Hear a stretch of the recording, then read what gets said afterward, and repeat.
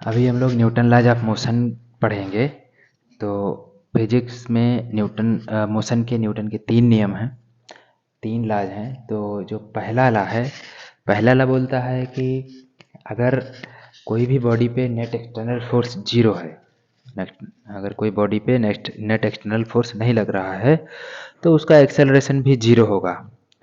और अगर कोई बॉडी का एक्सेलरेशन है, मीन्स बॉडी अगर स्टेट चेंज हो रहा है, तो उस पर डेफिनेटली कोई ना कोई नेट एक्सटर्नल फोर्स होगा, कोई ना कोई नेट एक्सटर्नल फोर्स लग रहा होगा, तभी उसमें एक्सेलरेशन हो सकता है।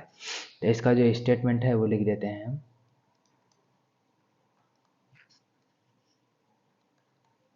Newton first law.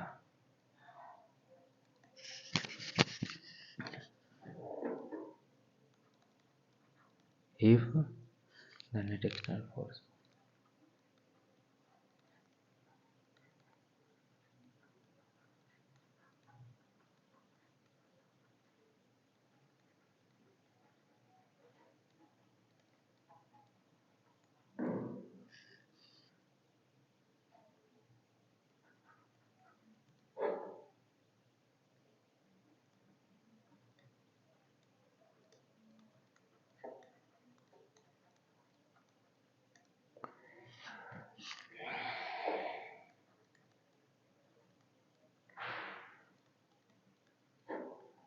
acceleration can be non-zero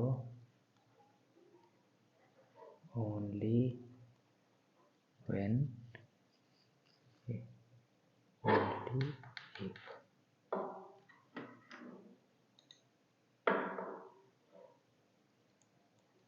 only if there is net external force body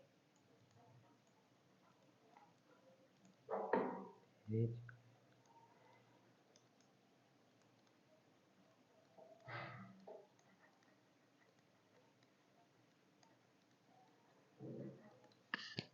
statement मैंने लिख दिया। If the net external force on body is 0, it acceleration is 0। Acceleration can be non zero only if there is net external force on body. इसका example हम दिखा दे रहे हैं कि suppose हमारे पास एक मास m है, एक मास m है, ये जो है मास ज़मीन पे रखा हुआ है और इस पर कोई भी फोर्स नहीं लग रहा है। तो अगर कोई फोर्स नहीं लग रहा है तो इसका स्टेट चेंज नहीं होगा, ये जिस स्टेट में है उसी स्टेट पर रहेगा। अगर इसमें एक्सटर्नल फोर्स नहीं लग रहा तो एक्सटर्नल एक्सेलरेशन 0 है, एक्सेलरेशन 0 है मतलब अगर ये रेस्ट में है तो रेस्ट में रहेगा, या फिर जिस स्पीड से चल रहा है तो उसी स्पीड से चलता रहेगा, इसका स्पीड चेंज नहीं होगा। तो इसमें दोनों हो सकता है। इसको हम लिख दे रहे हैं कि यहाँ पर नेट एक्सटर्नल फोर्स क्या है, 0 है।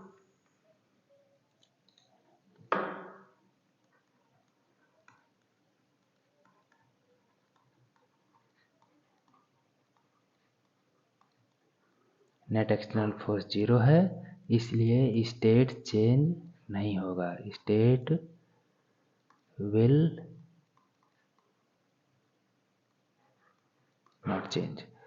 सेकंड केस है हमारे पास, सपोज एक बॉडी है, ये ऑब्जेक्ट है, जो भी बोल लें, इसका मास m है और इस पे हम एक फोर्स लगा रहे हैं F, एक्सटर्नल फोर्स एक F लगा रहे हैं, तो इसमें कुछ ना कुछ एक्सेलरेशन आ सकता है। ये स्मूथ सरफेस है, कैसा है, स्मूथ सरफेस है। यहाँ पर net external force is non zero, external force 0 नहीं है, तो स्टेट विल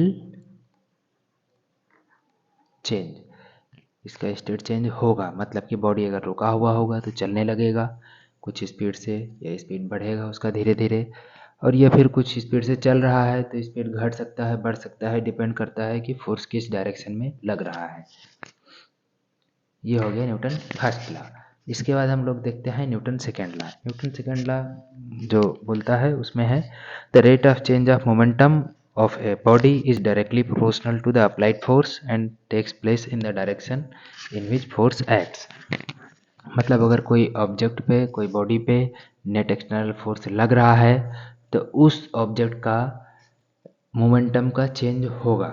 मोमेंटम जो है टाइम के साथ में चेंज करेगा, और जित मोमेंटम का जो rate of change of momentum है, मोमेंटम का चेंज का दर जो है वो एक्सटर्नल अप्लाइड फोर्स के प्रोपोर्शनल होगा, और जिस डायरेक्शन में एक्सटर्नल अप्लाइड फोर्स लग रहा है, एक्सटर्नल फोर्स, उसी डायरेक्शन में मोमेंटम भी चेंज होगा। तो इसका हम स्टेटमेंट लिख देते हैं, second Newton second law.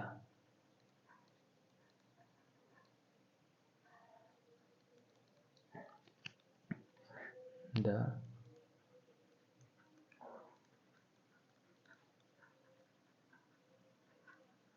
of change of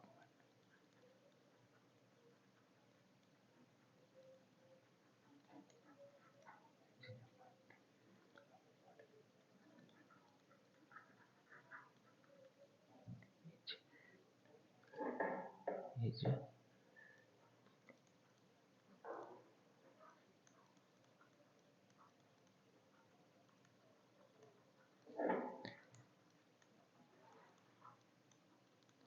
applied force and takes place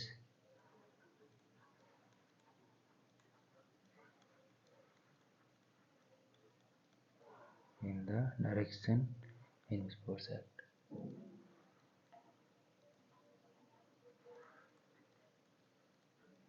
In which force acts। ये है इसका स्टेटमेंट, कि हमने इसका पहले बता दिया था। और इसका जो फार्मूला होता है, फार्मूला जो स्टेटमेंट में बोला गया है उसी को जो लिखते हैं, इसका जो फार्मूला बनता है ये हो जाएगा एफ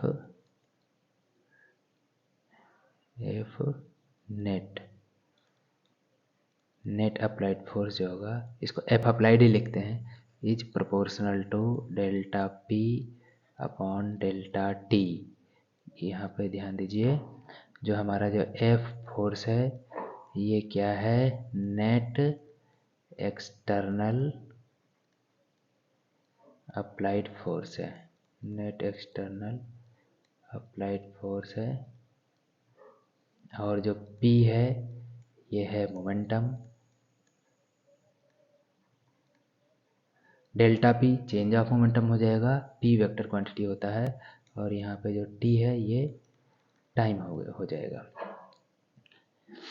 अब इसमें हम सपोज एक कोई एग्जांपल देख लेते हैं। एक अगर मास m है, सपोज कोई भी मास m है, और इस पर ये सरफेस पे रखा हुआ है, स्मूथ सरफेस है, यहाँ पर लिख देते हैं कैसा है, स्मूथ सरफेस है, और इस पे हम एक फोर्स F लगा रहे हैं, F एक्सटर्नल फोर्स है हमारे पास ये।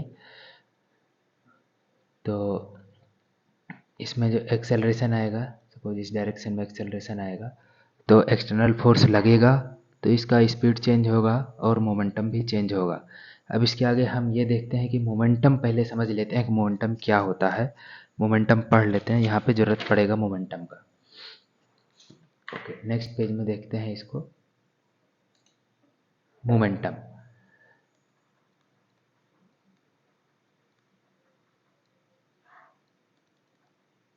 ये O है momentum. Momentum of a body is defined to be the product of its mass and velocity. Momentum किसी भी उस ऑब्जेक्ट का जो है मास और उसकी वेलोसिटी का प्रोडक्ट होता है। तो यहाँ पर हम लिख देते हैं momentum of a body is defined to B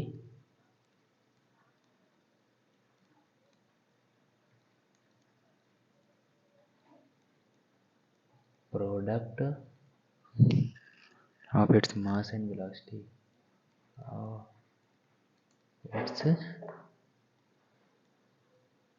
मास, जो कि हम लोग m से जनरली डिनोट करते हैं, एंड वेलोसिटी v हो गया। और मोमेंटम को है हम किससे डिनोट करते हैं, p से। मोमेंटम को हम p से डिनोट करते हैं। तो p इज इक्वल टू क्या आएगा, m इंटू वी आएगा। p जो है क्या होता है, ये मोमेंटम वेक्टर क्वांटिटी होता है।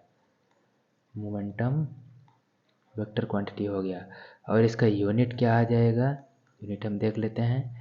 मास इंटू स्पीड होता है, इज इक्वल टू मास का यूनिट होता है kg और वेलोसिटी का स्पीड होता है मीटर पर सेकंड, वेलोसिटी का यूनिट सॉरी, ये हो जाएगा kg मीटर पर सेकंड, इसका जो यूनिट हो जाएगा। तो ये है मोमेंटम। अब हम इसको जो है न्यूटन सेकंड लॉ में यूज़ करेंगे। न्यूटन सेकंड लॉ का जो फार्मूला बोलता है, न्यूटन सेकेंड लॉ, उसका जो फार्मूला आता है F is equal to delta P upon delta T. वहाँ पे भी डायरेक्टली प्रोपोर्शनल था, हम डायरेक्टली प्रोपोर्शनल ही शुरू करते हैं।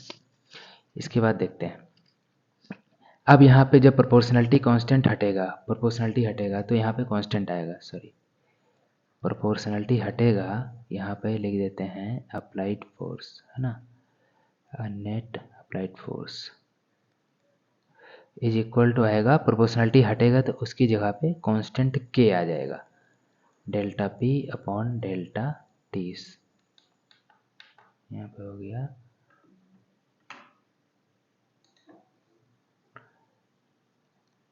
Delta T. और के जो कांस्टेंट है उसका वैल्यू 1 आता है, तो के की वैल्यू हम यहाँ पे 1 रख देंगे, उतना डिटेल में देखना नहीं। तो ये क्या हो जाएगा, delta P upon delta T, के का वैल्यू 1 रखने पे। इसके बाद आगे देखते हैं, हमारे पास जो फार्मूला आया था वो आया है एफ अप्लाइड फोर्स, जो है net external applied force is equal to आया delta P upon delta T आया। अब हम देखेंगे for very small time interval के लिए, for very small time interval, very small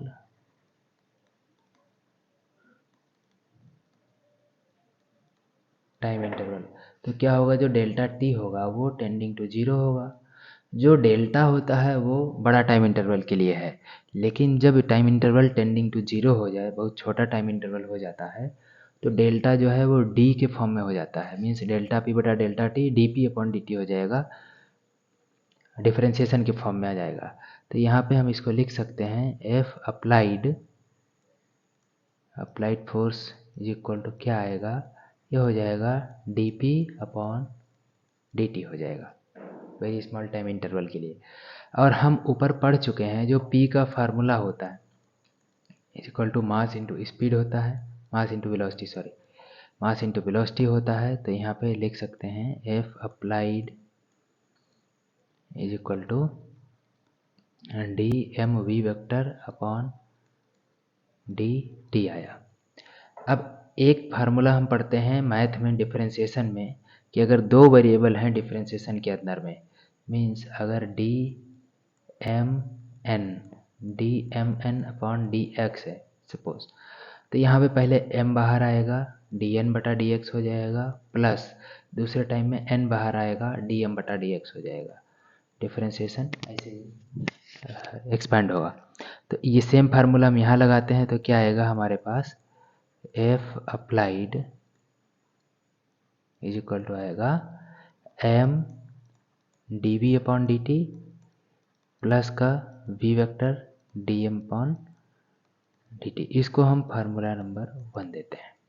इसके बाद हमको केस देखना पड़ेगा कि अगर कांस्टेंट मास ऑब्जेक्ट है, किसी में D M by D T हो सकता है जीरो हो, या फिर D M by D T zero ना हो।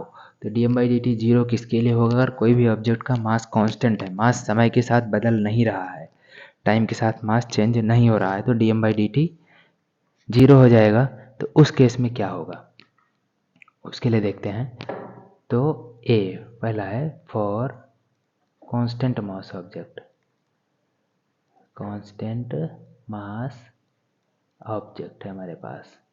जब कांस्टेंट मास ऑब्जेक्ट होगा तो इसके लिए क्या होगा, dm/dt इक्वल टू 0 हो जाएगा। तो फार्मूला जो आएगा F applied force equal to आएगा m dv vector upon dt आएगा प्लस का v vector dm upon dt आएगा, और जो dm/dt है वो 0 है क्योंकि कांस्टेंट मास ऑब्जेक्ट है। तो इस केस में F अप्लाइड फोर्स जो आएगा, net external applied force is equal to आएगा m dv upon dt plus 0 equal to, यहाँ पे हम m इंटू ए इसको लिख सकते हैं, जो हमारा पास है dv upon dt rate of change of velocity, इसको हम एक्सेलरेशन बोलते हैं, ठीक है। तो F अप्लाइड फोर्स जो आया इज इक्वल टू आया ma। तो एक चीज़ यहाँ ध्यान रखना है कि F is equal to ma जो फार्मूला होता है वो कांस्टेंट मास ऑब्जेक्ट के लिए है, मतलब कि जिस ऑब्जेक्ट का मास टाइम के साथ चेंज नहीं हो रहा है उसके लिए हम F is equal to ma बोल सकते हैं। यहाँ पर F अप्लाइड जो है, इसको यहाँ पे ध्यान रखिएगा कि ये जो फोर्स होता है ये नेट एक्सटर्नल फोर्स होता है, ठीक है, नेट एक्सटर्नल फोर्स होता है। नेट एक्सटर्नल फोर्स का मतलब है कि अगर कोई भी ऑब्जेक्ट पे, यहाँ पे हम अलग से लिख दे रहे हैं, F अप्लाइड जो हमने लिखा हुआ है ये क्या है, नेट एक्सटर्नल फोर्स है। मीन्स अगर मान लेते हैं कोई मास है हमारे पास, कोई मास m है, ये है, ठीक है, इस पे एक फोर्स मान लो कि F1 इधर लग रहा है, F2 इधर लग रहा है और F3 इधर लग रहा है। तो जो हमारे पास F अप्लाइड फोर्स होगा इस केस में वो रिजल्टेंट होगा इनका, मीन्स वेक्टर सम होगा, F1 vector plus F2 vector plus F3 vector, क्या हो जाएगा, resultant force of all external applied force. जितने भी फोर्स लग रहे हैं सबका पहले रिजल्टेंट निकालना पड़ेगा, उसके बाद वहाँ पे हम रखेंगे, और अलग अलग डायरेक्शन में, पहले x डायरेक्शन में रिजल्टेंट फोर्स निकालेंगे तो x डायरेक्शन में जो एक्सेलरेशन होगा उसके बराबर आएगा, और y डायरेक्शन में निकालेंगे तो y डायरेक्शन में आएगा। यहाँ पे हम लिख देते हैं कि F अप्लाइड, यहाँ पे अगर हम x डायरेक्शन में देखते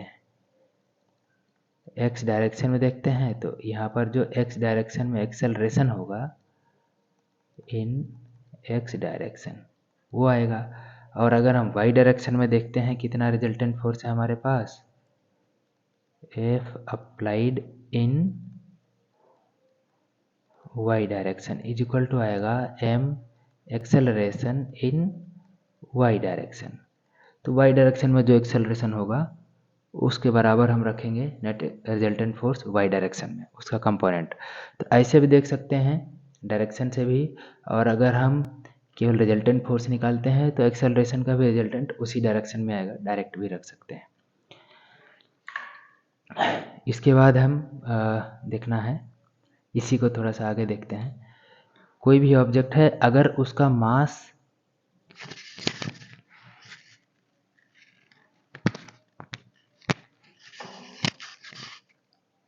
b, मास वेरिएबल है, अगर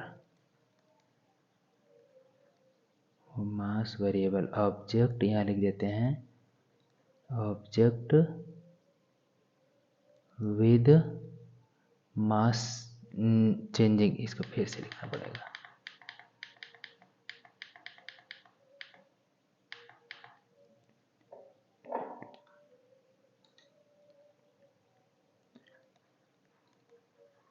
object with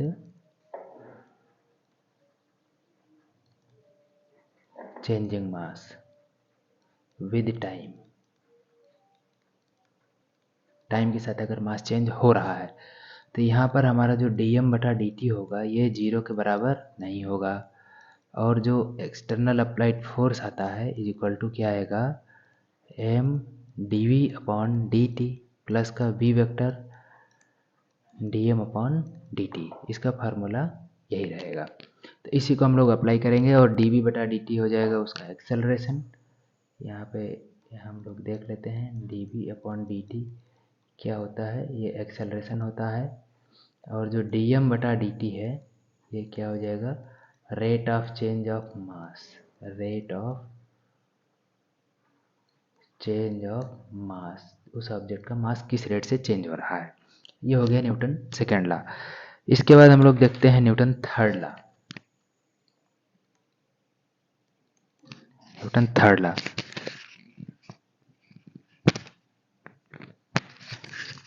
Newton third law में बोला गया है कि to every action there is always an equal and opposite reaction. Newton third law देखते हैं, इसका स्टेटमेंट मैं लिख दे रहा हूँ। Newton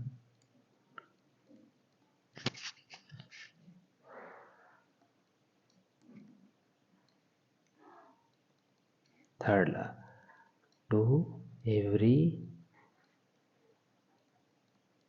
action there is always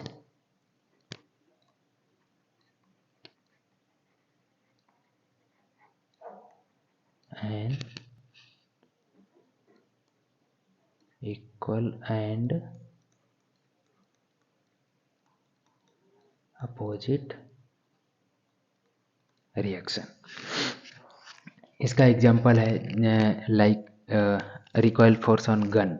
कोई भी गन में जब हम फायर करते हैं तो उसकी जो बुलेट है आगे की तरफ जाती है और गन पे पीछे की तरफ धक्का लगता है। लेकिन एक बार बना के दिखा देते हैं। सपोज ये हमारे पास एक गन है और यहाँ पे ये, ठीक है, और इसका जो बुलेट है, बुलेट ये आगे की तरफ जाएगा, इस पर फोर्स जो है आगे की तरफ लगेगा और इस पर पीछे की तरफ फोर्स लगेगा। बुलेट पे जो आगे की तरफ फोर्स लगता है उसको एक्सेलरेट करता है और गन पे पीछे रिकॉइल फोर्स लगता है। तो यहाँ पे हम लिख दे रहे हैं ये हमारा गन है और ये क्या है, ये है बुलेट। ये बुलेट है, इस पर जो पीछे की तरफ फोर्स लग रहा है इस पे लगेगा recoil force on gun, gun पे रिकॉइलिंग फोर्स लगता है और बुलेट पे एक्सेलरेटिंग फोर्स लगता है। मतलब फोर्स एक्शन रिएक्शन में लगता है, बुलेट को एक्सेलरेट करता है और गन को पीछे धक्का देता है। तो इसको हम क्या लिख सकते हैं, एक्सेलरेटिंग